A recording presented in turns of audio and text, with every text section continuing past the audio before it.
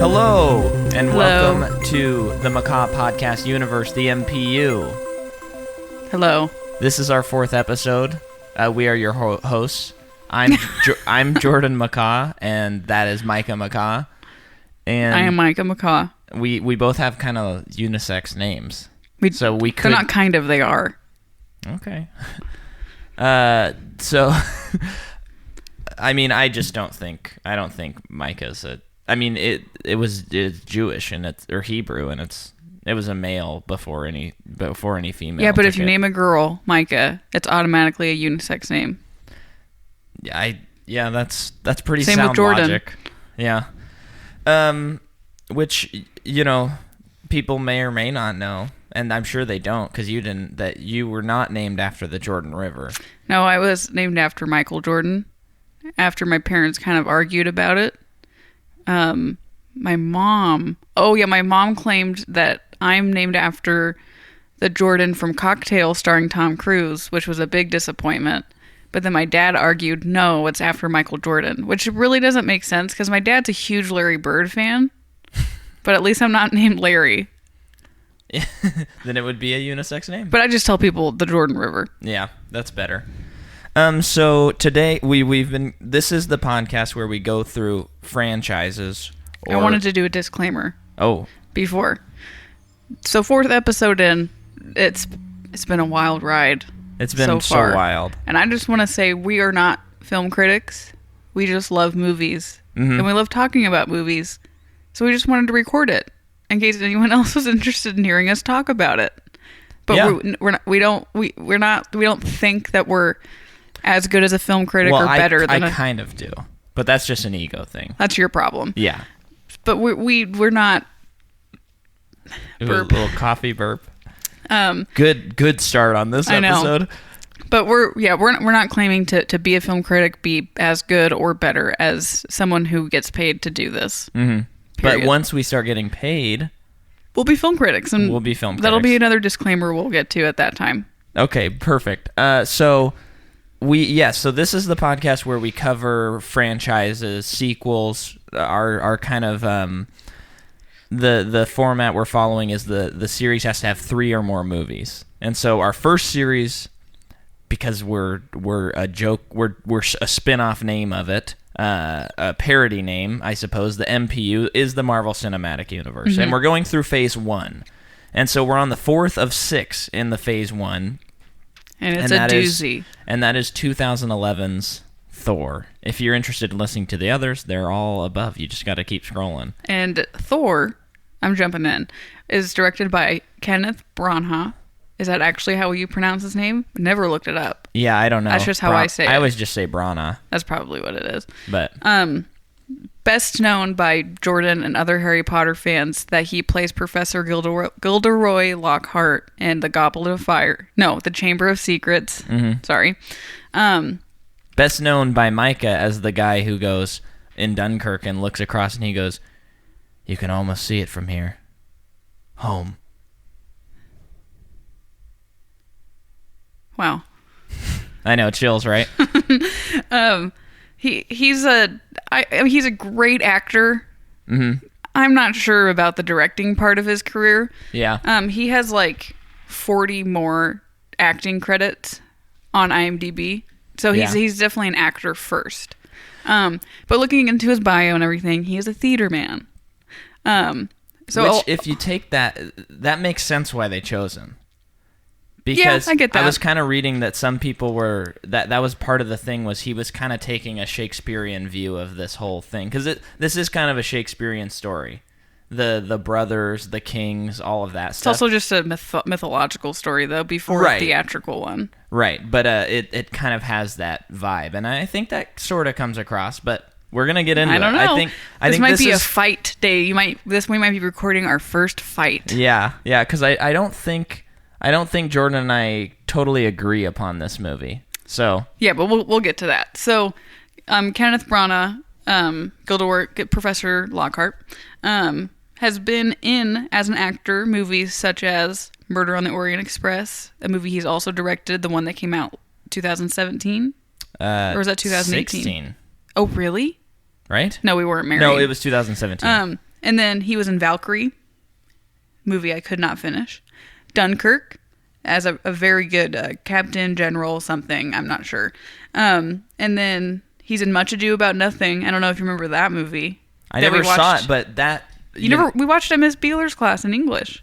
An older one? I know that Joss Whedon, who directed Avengers, made a new one. That's what I thought you were talking about. This is the 1990s Much Ado About Nothing, and he also directed this movie. I don't know that I actually did see that, though. We were never in the same Beeler's class. I think you were I was in not. honors, I was right? not in honors. Oh. Nope. It looks like it is the first fight. And then he's also in Chariots of Fire. Is he really? Yeah, as a student. Like that's that his must credit. have been like old school. Yeah, he's also in The Road to El Dorado, a favorite from Jordan's childhood, not for Micah's. Nope. Already division. No, that's a bad movie. And then in 2012 he was he also directed Cinderella, the live action remake Cinderella. Was that any good? I didn't see it. Okay. Why would anyone see it? I don't know. I don't think I've seen any live action remakes that they've made. I don't know either. Because it's kind of offensive to me, which maybe we'll get into. Not until Dumbo comes out, though. And then in 2012, he was knighted by the Queen for his contribution to arts and community. Okay. So he is Sir Kenneth Branagh. Okay. And then that's basically him. Okay. Do you want me to get into more people? Because I can. Yeah, sure.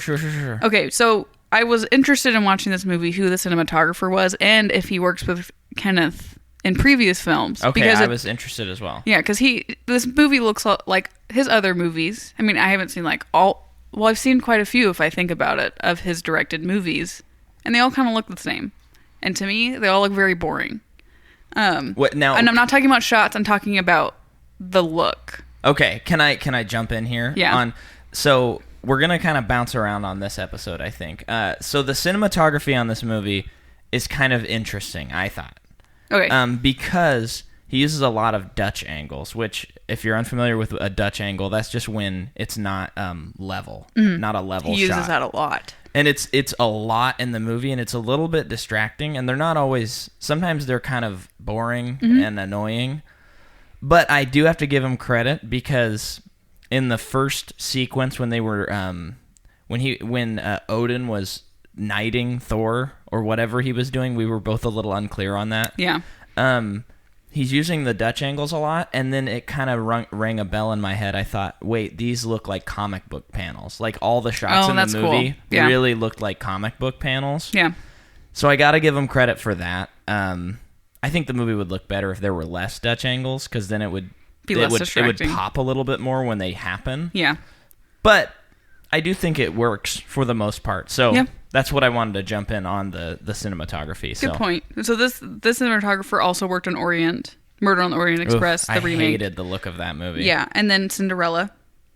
He did Locke also, which is confusing because that movie looks cool. And then he also did Batman Begins. Okay, so he's a good cinematographer. And what's his name? He's weird.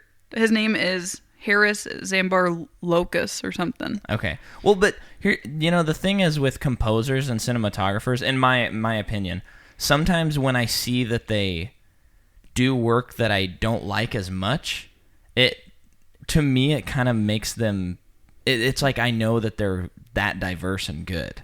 Also, they're just listening to the director, too. Because it's like Kenneth must have a very distinct style that he's going for, and he likes to go to that style and help him. Mm-hmm. But then Batman Begins, that movie looks amazing. Every shot's beautiful. Mm-hmm. So it's like he can work with Christopher Nolan and get a great shot in the movie, So, and I think my issue with these Kenneth movies that he's been the cinematographer for, so has worked with him on, they're just kind of boring to look at. They're too clean looking. Like, everything's too clean. The colors are too bright.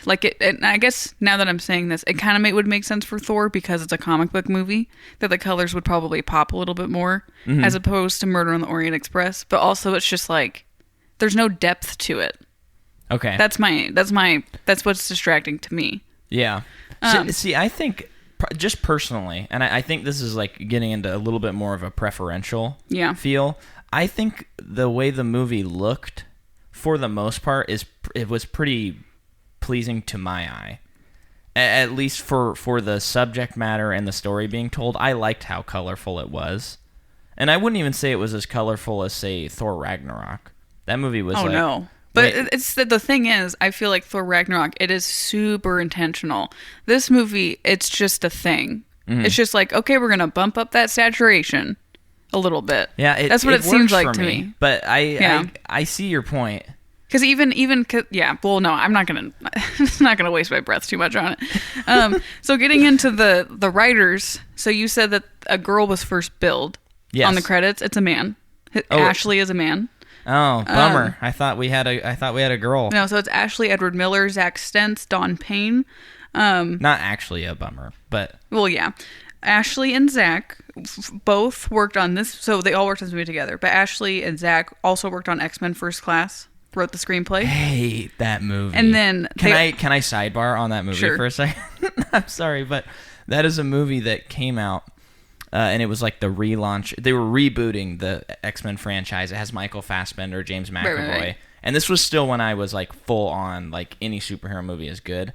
And I was watching that movie, and I was with Shane, Tyler Shoup, Matthew Weekly, and we all started like heckling the movie. Oh, it's that movie. And someone turned on the lights when there were still 20 minutes to go. And then when I got home, I just assumed everyone hated this movie, and it was in IMDb's top 250 movies for a couple of weeks. And everyone was saying that the director was a genius for how he like handled this story. Do you think sometimes the anticipation's too high for the quality of what the work is?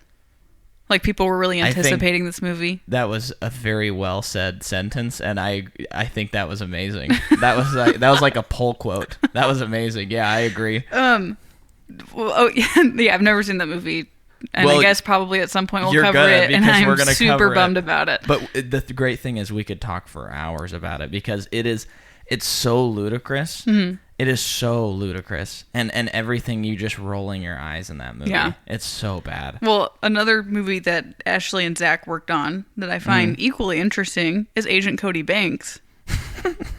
Okay. Well, and that one there.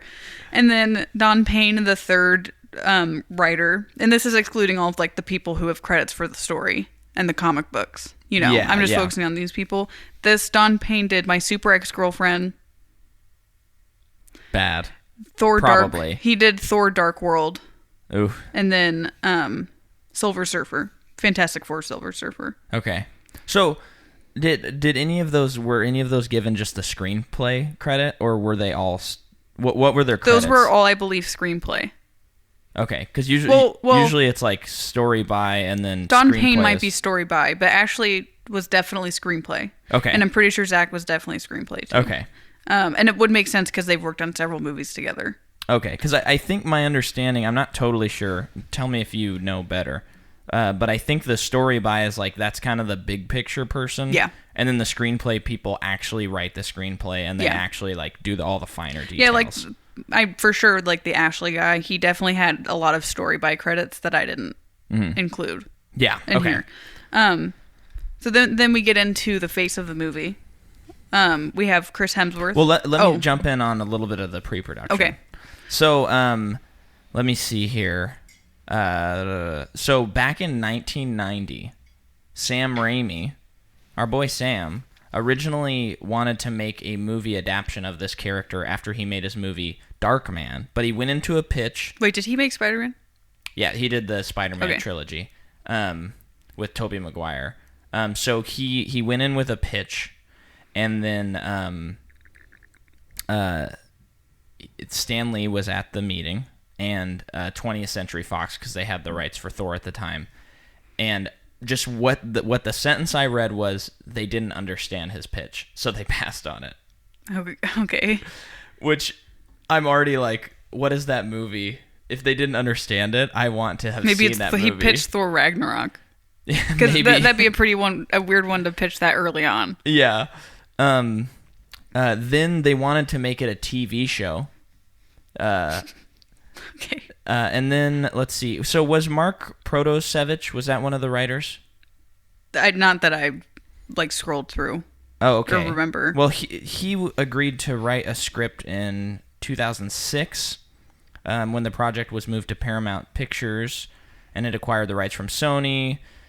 That year, the film was announced to be a Marvel production, and then in 2007, Protosevich described his plans for it, quote, to be like a superhero origin story, but not one about a human gaining superpowers, but of a god realizing his true potential. It's the story of an Old Testament god who becomes a New Testament god.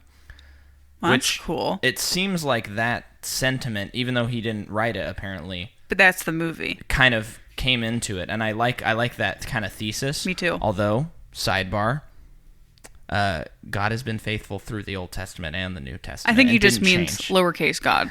Yeah. Lowercase g on the god. And then, so there was at one point, I just thought this was interesting, Guillermo del Toro was in talks to make it, and he wanted to focus more on the Norse mythology and Vikings and stuff like that. But then he turned it down to direct The Hobbit, which, as we know, he did not wind up directing The Hobbit. How interesting would that have been? I think it would have been better. Well, I don't think it would have taken much. Can't wait to do that. I know. And then in December 2008, Kenneth Branagh was confirmed as a director. So now we're into the cast of the movie. Yeah, and so I didn't look up like who else was in talks of being cast, just so you know. I have a couple of things I can Okay. interject as we go Cool. along. So Chris Hemsworth is Thor, Mm-hmm. and I mean, I think he's a great Chachipo. He's a great Chachipo. He's a great casting choice. I think that, I don't know, he works for me. I've never met anyone who's like, Chris Hemsworth is like the worst Thor. They should have never got him. He's great because he's a big guy. He's tall. And he looks like Thor. And he looks like Thor. So I want to interject here. Okay. This is like part of, I feel like this movie is when they like nail in the hammer, or that's Nail. not an expression. but this is where two things happen with Marvel, in my opinion. Okay. They nail down that they are the masters of casting. Okay. Because That's good. from here on out, I mean, there are specifics, and there are a few characters like Black Widow that I'm not into, and I don't think it's super well cast. But this is like Thor looks like Thor, and he acts like it, and he's great. We might disagree on this, but Chris Evans, great Captain America, looks like Captain America, acts like Captain I like America. Chris Evans as an actor. I don't like Captain America, period. Okay. So that's just my opinion on it. And then they switched to Mark Ruffalo in Avengers, who's perfect Hulk.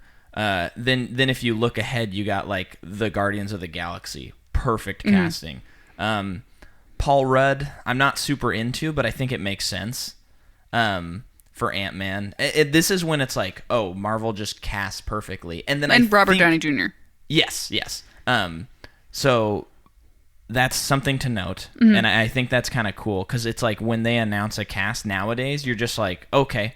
Yeah, like that's everyone just, I mean, I'm sure a lot of people who are more into comics are kind of doubting it and whatnot, but they're not having like the DC problem where they announce that Ben Affleck is Batman and everyone runs into the streets and riots because they're like, he doesn't look right or something like that. They're just like, okay, Chris Pratt is Star-Lord, I guess. That doesn't make sense to me, but they've been right so far, so whatever. Yeah. It's been a long time since I've had an opinion about a casting choice, like based on a book I read.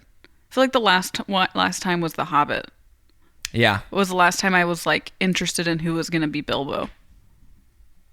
Yeah. I remember when Twilight came out. I had a lot of opinions about that, but those opinions are gone. Cover Twilight. We at have some point? to, yeah. Okay. So there's that, and then I think this also sets the new precedent, which they kind of did in Iron Man 2, but I think this is when you go, oh, Marvel hires the best actors, the most relevant actors, and some of the older actors, and they just chalk their movies full of like page to page, just huge actors. Do you know who else was considered? Oh, Tom Hiddleston auditioned for Thor. Okay. That was all I was going to say. But I just think this movie kind of establishes that precedent of great casting and casting just like all these insane actors and somehow being able to pay them all to be in the same movie. I know. Yeah. And I know some of them are more famous now. Well, the thing about like Chris Hemsworth, he didn't have much of a resume before this movie. Yeah. He was in Star Trek. He the first one. He's George Kirk. Oh, that's like right before the first. Thor. Which? Like Star Trek, the J.J. Abrams, the first one. Oh, that movie. He's George Kirk. And then he's in. Wow, that's weird. See, I didn't like focus a lot on the before stuff because there's just not that much. I think it was a lot of like maybe TV stuff. But he's in this movie called Cash, and the S is a $sign. Whoa, that has to be good. Yeah, and then a movie called A Perfect Getaway. Then he's in. This is after. That sounds perfect. And then after Thor, he's in movies Snow White and the Huntsman, Rush, Ghostbusters. Rush is great. And Cabin in the Woods, which is a cool movie. Haven't seen it. One of the most interesting twists in a movie. I've seen the ending. You have? Uh-huh. Why? Did you look it up because you were just interested, like curious? I think I had heard, and then friends were over, and we just watched the ending. That sucks, Micah. I know. One thing to point out with him is he originally, like, he auditioned, didn't make the cut, and then they had him come back in and read again for it.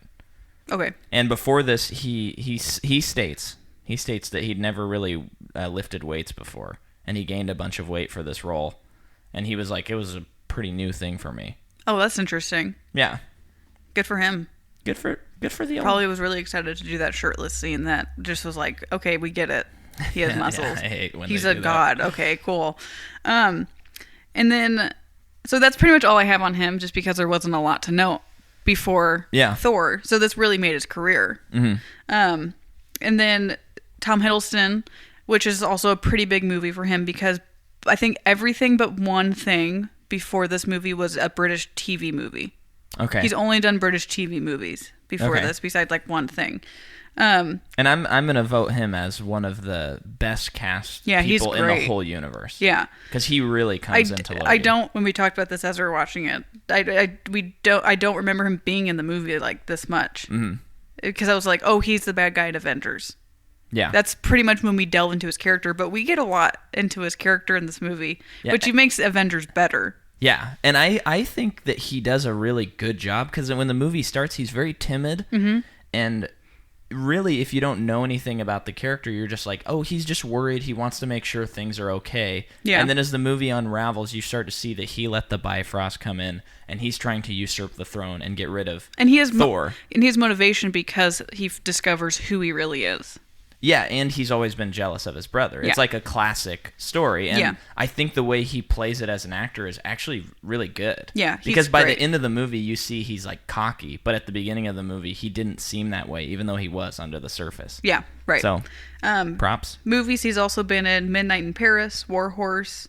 Oh, yeah, he's in War Horse. Kong Skull Island. And then Crimson Peak. Okay. And him... He looked toward Peter O'Toole and Lawrence of Arabia for inspiration on his look. And Kenneth Branagh went to him and was like, you should look for Peter O'Toole as your inspiration in Lawrence of Arabia. And he's like, great, we're on the same page. Because they wanted him to have that like lean and hungry look so that he didn't look similar to Thor. Makes sense. Oh, yeah, he's a great choice just in terms of being the opposite of him. And then the only other person, I also focus on Idris Elba. Yeah. And the kind of things he was in before this was the Ghost Rider sequel. Oh, Spirit of Vengeance? Yeah, he's in that. And then he's in this movie Obsessed. I don't know if you ever saw that with Beyonce. I didn't see it, but I know what you're it's a pretty like by the books thriller. It's not bad. I don't know if I would ever watch it again, but it was like, kind of thrilling. And then he's in Prometheus. Oh, all which before I don't this remember. movie? No, Prometheus I think was after, like right after. When was he in Luther? That's what I was trying to look up, and we didn't have a lot of time. Oh, okay. So I didn't really like spend too much time on it, but audience at home, you should know that Jordan and I are big Elba heads. Love Idris Elba. The show started in 2010, and this movie's 2011. Yeah, so he would have been in it. Yeah, because of math and knowing dates. Good job. 10 is before 11. And then to just do a little crash course on the other people because they're so famous, we already know what they're in. Let me hit you pre-Portman, and then you go full steam ahead. You hit me pre-Portman? Yeah. Okay. The portmanteau. Natalie Portman wanted to do another big effects movie, and she thought it sounded pretty weird that Kenneth Branagh was directing this movie, so she signed on before there was a script. Wow. So she was famous enough at that point to just be like, I'm doing it. Yeah, she was interested. Yeah. Which I was kind of surprised, because it seems like after the sequel, she doesn't want to be a part of it anymore, which hopefully we can find some stuff about that. By the time we get there. Yeah. Yeah. So Black Swan was the year before this. Oh. So she was in that. That movie is not for the faint of heart. And then V for Vendetta was in 2005. And then, of course, she's in Star Wars, the prequels. 1 through 3, baby. But she, it's Natalie Portman. She's a household name. Yeah, she rules. Everyone knows who she is. She's great. She's very small, like a child. Something I realized in this movie. But she most recently was in a movie, Annihilation, which was not very good, in my opinion. Yeah, it was okay. A lot of people love that. That is the movie that keeps topping. I see on like top 10 lists where people are like, no one went and saw this movie, but you and I. Oh, we saw it. We went. We paid money. You and I were Movie Pass. Yeah, you and I were just not into that movie. And then she's in Vox Lux, what we at the time of this recording have not seen, but hopefully by the time this episode is released, we have seen it and love it. That's what I hope too. It looks great. So that's Natalie Portman in a nutshell. And then you have Anthony Hop. He's the Hop man. Who is classically Dr. Hannibal Lecter. Mm-hmm. And C.S. Lewis. And that's really all. Later. Oh, he's in Westworld. Which is like huge resurgence for him. Mm-hmm. Anyway. Later, he's going to be in Transformers: The Last Night. Yes. But he's in so much stuff. He's also in Noah, Red 2, Hitchcock. Oh, he's good in Hitchcock. I've not seen that movie. Yeah, he plays the titular Hitchcock.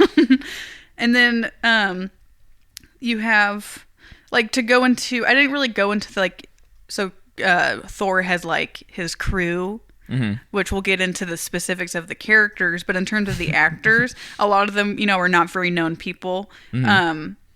At least, I think, like, at the time of the movie. Like, now, I recognize some of them. Yeah. But I didn't really deep dive into them. But also you have Stellan Skarsgård. Is he related to the other ones? I don't know. I'm confused about that whole thing. Is that like the Smith of Sweden? It must be. I bet it is. Who's in Girl with the Dragon Tattoo, Good Will Hunting.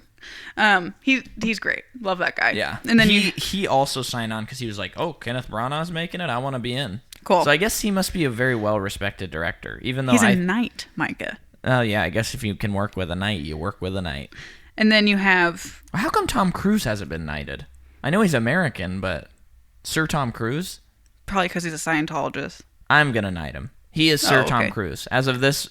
we refer to him as Sir Tom Cruise. We will refer to him as Sir Tom Cruise, but not always. Just when we remember the bit. We also just like calling him Tom. Yeah, we love Tom. See Tom run, see Tom eat, see Tom breathe, see Tom run, see Tom jump off of the tallest building in the world. I can't wait to do Mission Impossible. It's just going to be us screaming for an hour. Okay, that's pretty much all I have. I don't want to mention Natalie Portman's intern because she's so terrible. Her what? Oh, yeah.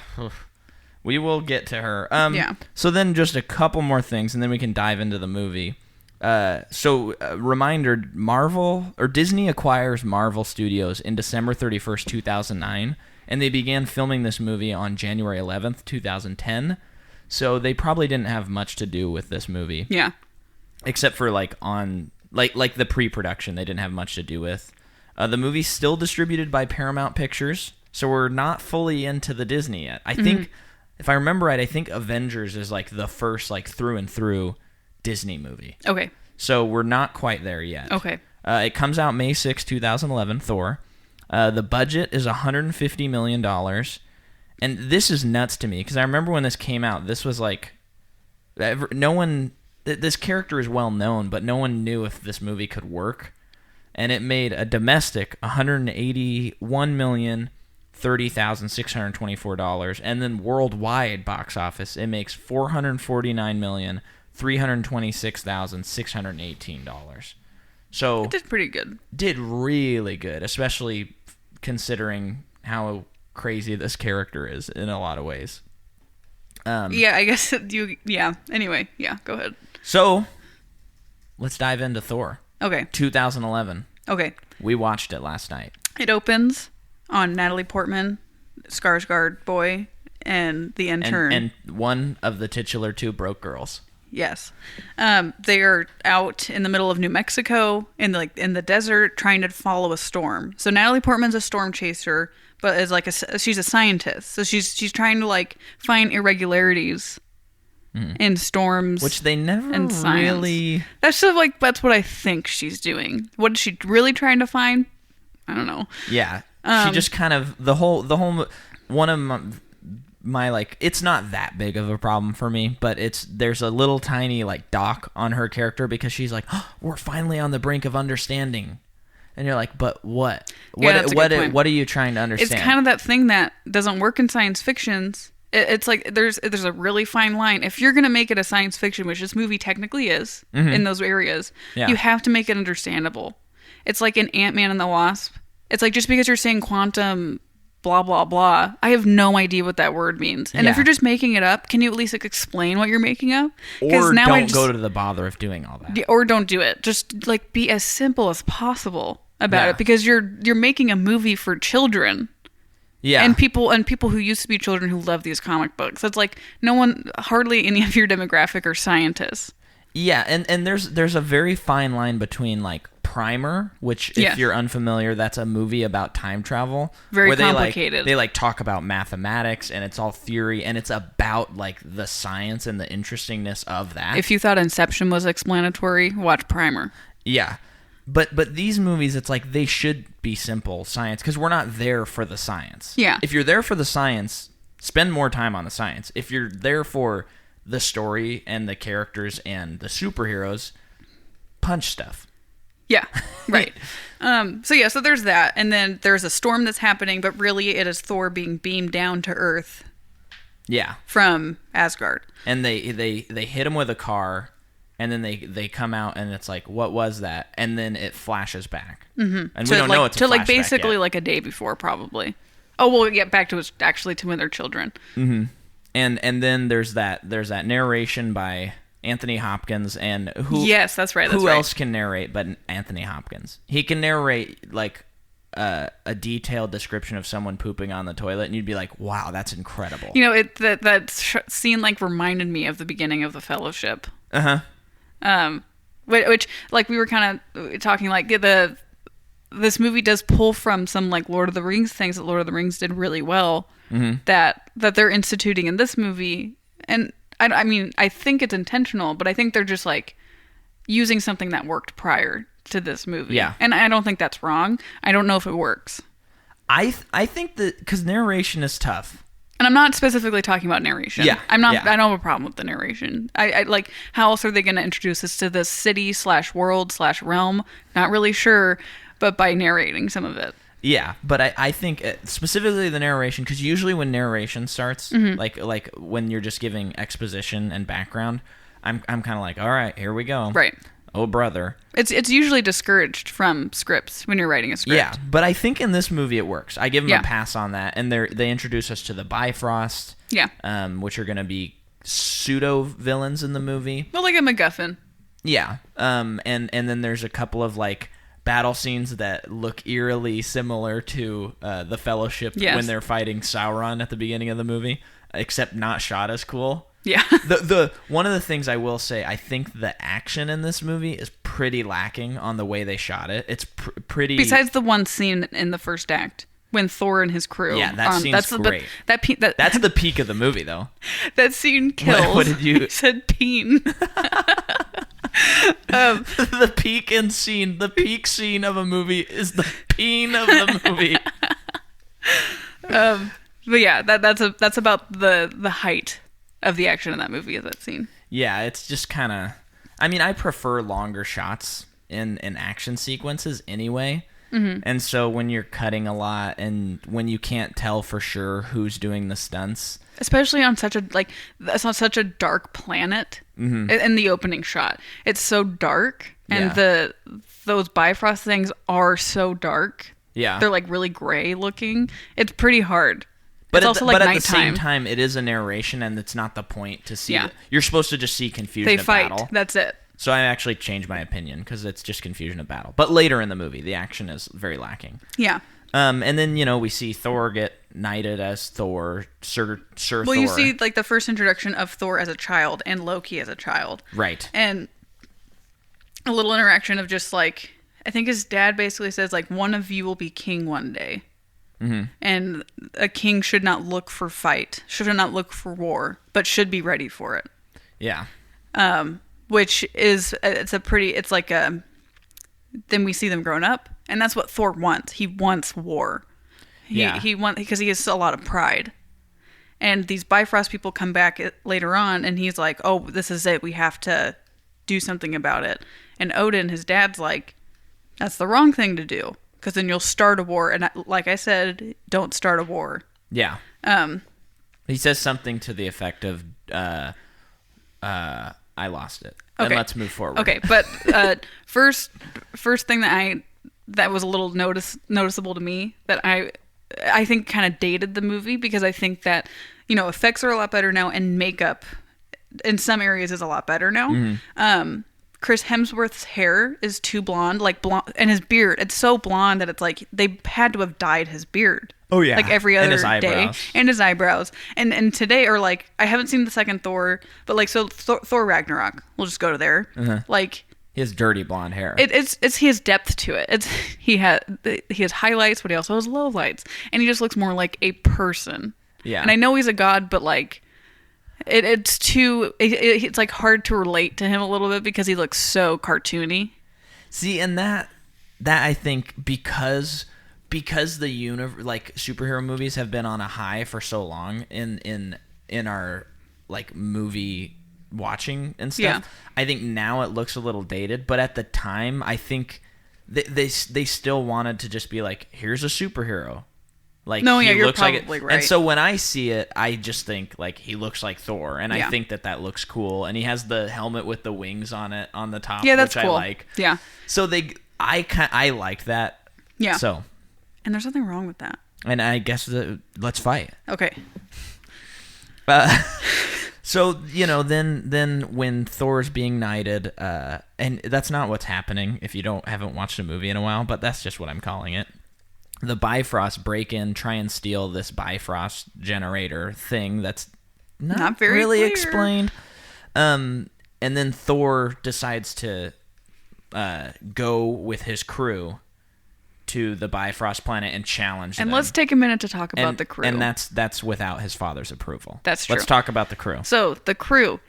So like I've said, basically with every the last three that we've done, I have not read the comics. I don't know anything about Thor, so I understand that his crew are most likely characters ripped from the comics. Mm-hmm. So there's that. However, it's not very excusable because you have the hot girl who's a badass fighter. Love it.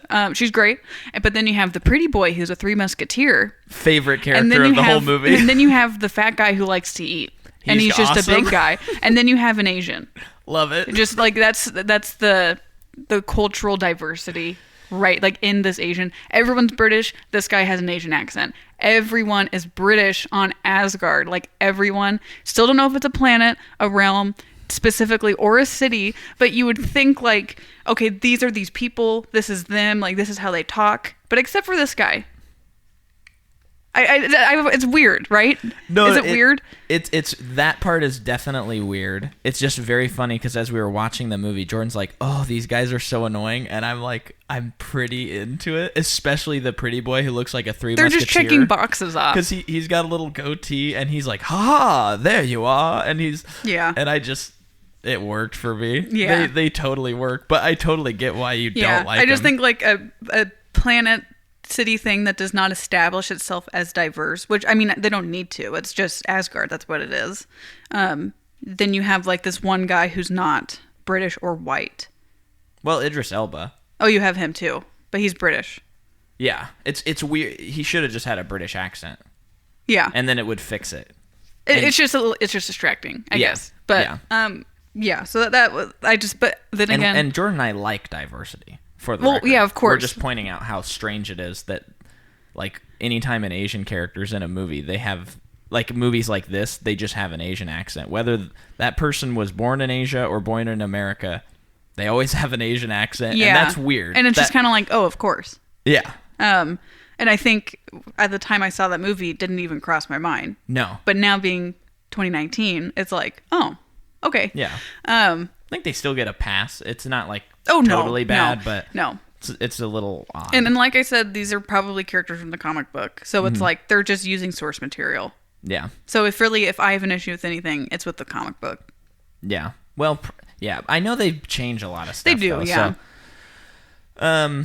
So then there's that first fight on the Bifrost Which planet. is pretty cool. And the makeup on the main Bifrost guy is cool. Mm-hmm. He looks cool. He's got red eyes, and he is like practical. That's the thing that's cool about this movie. It's right before they go full CG, and the practical stuff in this movie I think looks fantastic. Absolutely. And I think for the most part, like the effects are blended pretty seamlessly. Mm-hmm. So it actually holds up visually on an effects level pretty well. Mm-hmm. And I think that because like something I mentioned was that guy's suit didn't even look like it might have been hard to move in. It probably wasn't comfortable because it was his entire body was a costume. So I imagine that's probably pretty uncomfortable. But it's like, so then you see Avengers Infinity War and you have that one girl who is completely CGI'd, but her features aren't changed very much. She just has like bigger eyes or like maybe a bigger head. She was the one that has kind of the white face. Yeah. And on she Wakanda. Yes. And she's trying to like hunt down the Avengers throughout the movie. And it's just like you see this movie Thor and he looks so good and he's able to move around. Yeah. Or like other people who have this makeup are able to move around, and then they just like, and I understand like this is kind of money, like using money in certain areas and like not spending as much time in other areas. Yeah. But she was pretty distracting because she was completely CGI'd. And although the CGI is a lot better than it would have been like 5 years ago, it's still CGI and it's distracting. Yeah. It's that whole thing like if you notice it, it's bad. Right. But anyway, I'll get off the soapbox for that one. No, I think that's a good parallel to draw. So then there's this fight sequence, and what's really cool about the sequence is they do a great job of showing you things that Thor can do with his hammer, and they do the signature, like he throws his hammer and the camera follows the hammer. Yeah, that's which is very cool. He like flies around, he does all this crazy stuff. Loki also like portals around with showing different versions of him. So, which is also very cool. Yeah, and you're learning what these characters can do without them having to be like, I have super strength. Yeah.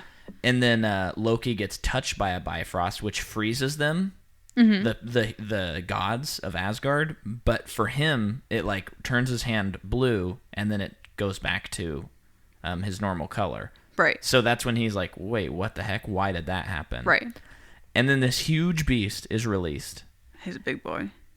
And this beast is cool. Yeah. I like this beast a lot. It's like this four-legged, running, huge monster. Yeah. And it looks like it gets thrown down this pit. But then the camera goes upside down, and it's just running along the ground. Because it's like... Yeah, upside down. It's really cool. Yeah. It corners the crew. Yeah. And they're like, what are we going to do? And then Thor, I almost said Hulk. Oh.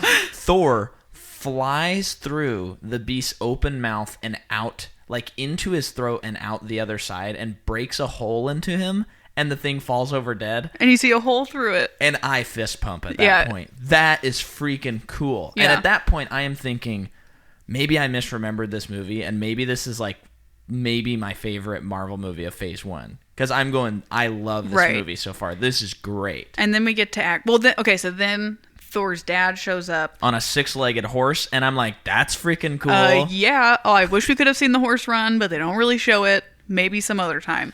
But he saves them because they're being surrounded by more of these Bifrost dudes. Saves them, takes them home, and then Odin banishes Thor from Asgard, and also takes his power of the hammer away from him, and like puts this little spell on it that says like whoever is worthy of this will receive Thor's powers, which is so like mythological. Yeah, that's great. I think that's great. So then they get thrown in different directions, although they both do end up in New Mexico, just like several miles away from each other, Thor and his hammer. And then Then and we then get it back cuts to the what beginning of the intro movie. The movie was. Yeah. Act 1 complete. Yeah. Act 1, I'm like, dang, this movie's cool. And then the movie comes to a screeching halt. Yeah. And there's parts that are good, parts that are kind of bad, but Act 2 is the weakest part of the movie. Yeah. So he lost his powers. It just gets so boring so fast. Yeah. He lost his powers. He's with Natalie Portman and her one broke girl and Stellan Skarsgård. And they're trying to figure out who he is. He's trying to explain. Well, he's taken to the hospital. He fights his way out. Even though he doesn't have the power of the hammer, he's still a god. So he's still a strong boy. Yeah, so he breaks out of that hospital, gets hit by a car again by Natalie Portman. They have another little meet cute where she's like, I'm sorry, I'm not doing this on purpose. Yeah. And that's when the weird romance starts. Should we talk about the romance of the movie? Yeah, but by romance, there's no romance because they have like no chemistry. I think as actors, they have chemistry. Yeah, but I'm just saying, like, the dialogue and the situations. I'm kind of like, really? You're falling in love? It's like lust. She just thinks he's hot. Well, this is the whole thing, because she gives him clothes and he has his name tag on the shirt and he's like, "What's this?" And she's like, "Oh, that's my ex-boyfriend's. He's a great scientist, but he wasn't great at relationships." And you're like, okay, so she just got out of a really bad relationship. She's still probably pretty broken or hurt by it. She's looking for someone else. So who does she look towards? This mysterious man that fell from the sky that seems to have no baggage. Yeah. That's pretty much where the relationship ends and begins. Yeah. Because there's not a lot of time where they talk to each other about things. There's only that one scene when they're on the roof having by the fire and he's explaining to her like the different realms. Yeah. But that's more of just an exposition thing, not much of a and she's just thing. like, wow, he's telling me things I've wondered about. Cool. I love this man. Yeah, she's got some messed up priorities. She still needs to work on herself. Yeah, she needs some alone time. Yeah. Can we just agree that Jane needs a little alone time? Yeah.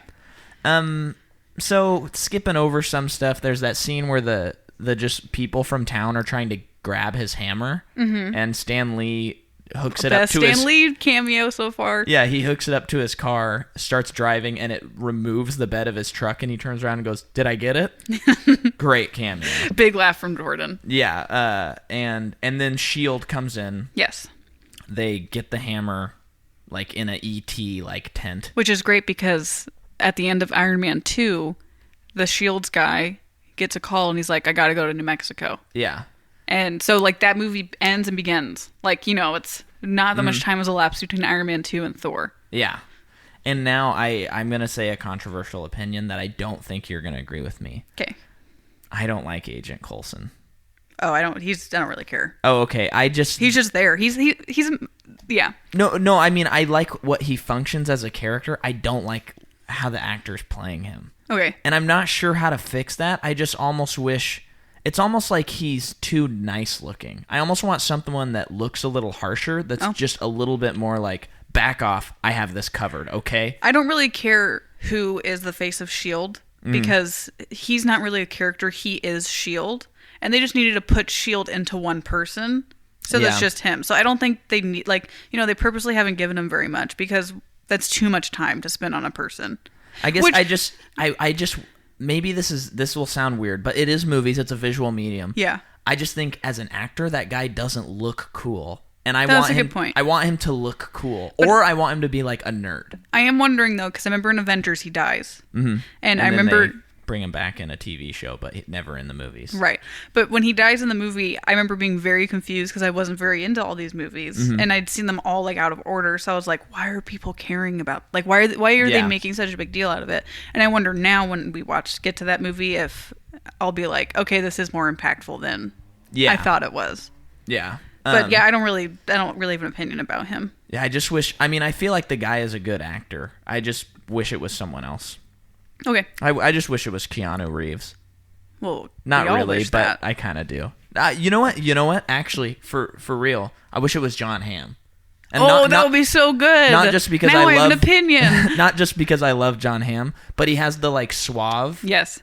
Don't mess with me. Yes. He could do that. Oh my gosh! Why didn't they get John Hamm? Well, maybe he'll be a superhero in another movie. No, he's got to be this guy. But then Thor gets his hammer. Well, he tries. Or he attempts to. And boy, does it start raining, and is there mud everywhere. Yeah, which means only one thing: mud fight. Men in mud, baby. And Hawkeye's there, and they introduce us to Hawkeye. And I'd say before putting a judgment on what happens later with Hawkeye, I'd say my interest is piqued with this introduction to the character. Because there was enough intrigue. He's there and he's out, and you're like, okay, obviously there's something about this guy. And it is interesting. You pointed out how it logically doesn't make sense. Yeah.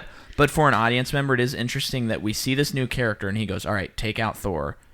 And they don't know his name at the time, but he reaches for a rifle, and then the camera pans up, and then he grabs a bow and arrow. Yeah. And if you're not familiar with who Hawkeye is, you're like, what? He's going for a bow and arrow? And then if you are, you're probably thinking, oh my gosh, Hawkeye. Right. So I think I understand why they did that. Yeah, it doesn't logically make sense that someone who only uses bow and arrow would reach for a rifle, but it's cool. Hey, he had a little brain fart. Give it to the guy. Yeah, he did. He had a small aneurysm. Yeah. Anyway, so Thor is trying to get his hammer out. And he's still just arrogant as ever. Oh, yeah. Hot-headed Thor boy. He's like, because Natalie Portman's up there waiting for him, and she's like, how are you going to get out? He's like, I'm going to fly out. Mm-hmm. So then Hawkeye has his sights on him and is waiting for the call to take him down.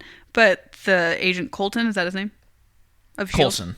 Yeah. He's like, wait, I want to see this. So they give him time to try to get this hammer out, but he's not worthy of it. Which is, most of this movie, he doesn't have his hammer. Yeah. Which I think is cool.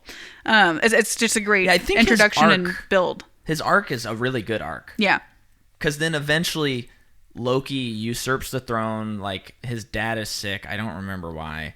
But then he sends this Defender, I think it's called, down. This, like, metal sheen thing. That shoots out fire. It's so cool. Yeah, and it comes down to the town, and Thor's crew comes down, and it starts blowing up the town.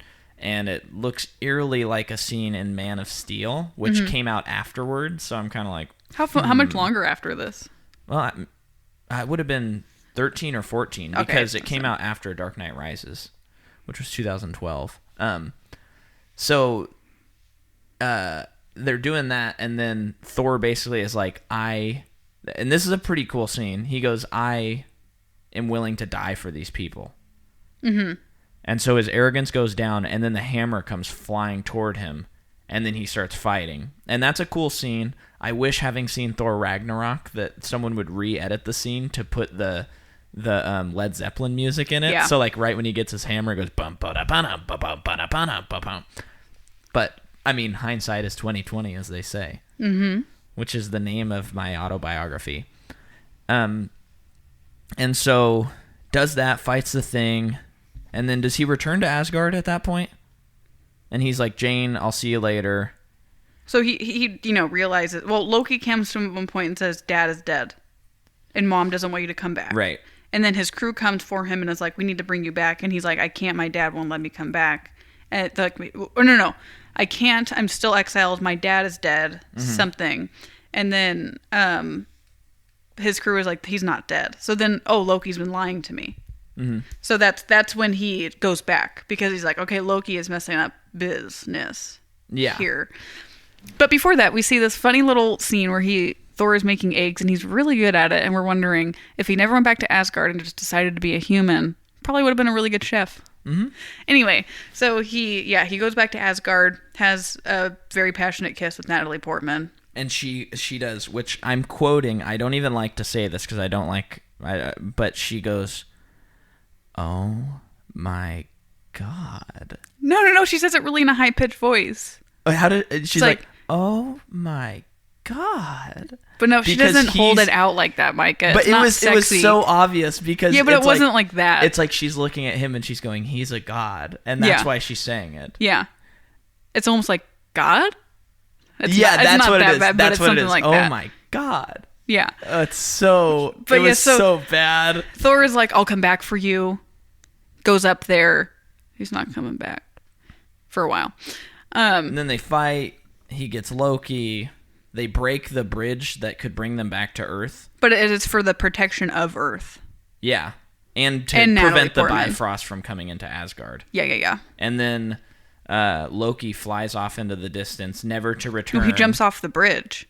Yeah, he lets go. Which is when you realize Asgard's whatever it is a flat realm.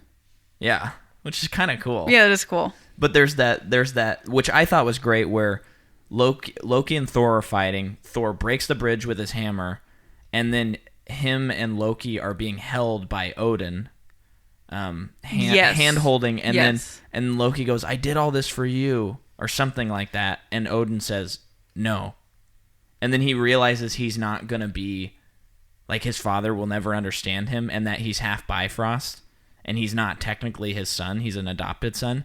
And he just lets go. Mm-hmm. And then that's pretty cool. I like that. Yeah. Which, yeah. And then, so final thoughts on the movie. I think it's a high 5 out of 10. Like 5.9. I enjoy it. I think it has some issues. I think for the early phase 1, I think it's pretty good. It's a decent movie. I wish that the love connection was fleshed out more, because obviously they have to set up that he cares about Earth. Yeah. And it's a good thing to put someone that he loves on Earth, but it's just it just feels like someone writing a script wrote the love story. You know, it doesn't feel natural. No. It just kind of shoot in there. Yeah. But there's, I think, for the most part, decent movie. Second act kind of sucks. Third act is like half good, half it ties it together. Half bad. The first act is just so something great. That I wish that they would have committed 100% to the magic of Asgard is like, so Idris Elba is like the realm keeper. Uh-huh. And it's like, whoa, that is such a cool role. He's such a cool dude. It makes it sound like I don't think that, but I really do. He's a great guy. He rocks. But like, it looks too scientific the way that it works. Again, I have not read the comics, so I don't know. But to me, it's like, just be magic, be full on magic, and like you can understand your own magic. I thought that was cool. Yeah, it's just like a little too like, and I have nothing wrong with steampunk, but it's a little too much like, oh, it's kind of steampunky. It's like this old mythological thing, but it's scientific too. And it's like, no, just let it be science, like magic, and it's cool. But that's just an opinion. I don't think anything's wrong with how they did it or anything. I think the way they visualize Asgard, to me, is very interesting and cool. I like think the look of Asgard. It's okay to me. It's okay. I like the Rainbow Bridge a lot. The Rainbow Bridge is pretty cool. I agree. And I'm glad they brought that back in Ragnarok. And have a fight scene on it. Very cool. Yes. And even this, when him and Loki were fighting, it didn't look bad for being an older movie. Yeah. It didn't look fake. Although it's kind of funny, I noticed a lighting thing, a very specific thing. The bridge is lighting up a lot, but their faces are remaining lit. So they're clearly, I mean, obviously they're not on a rainbow bridge, but you would think that they would set up lights so that their faces change colors throughout the scene, and they don't. Yeah. Kind of interesting. But yeah, so next week, I think, did we cover it all? Yeah. Yeah, we really delved into this one. I think this is like the one we've delved into the most. So next week we're doing Captain America: The First Avenger, and next week I think we should announce what our next what we're gonna cover in between Phase 1 and Phase 2. What series we're gonna cover? We're gonna announce that next week. Okay. All right. Thank you for listening. Thank you. And Captain America: First Avenger. See you then, boy or girl.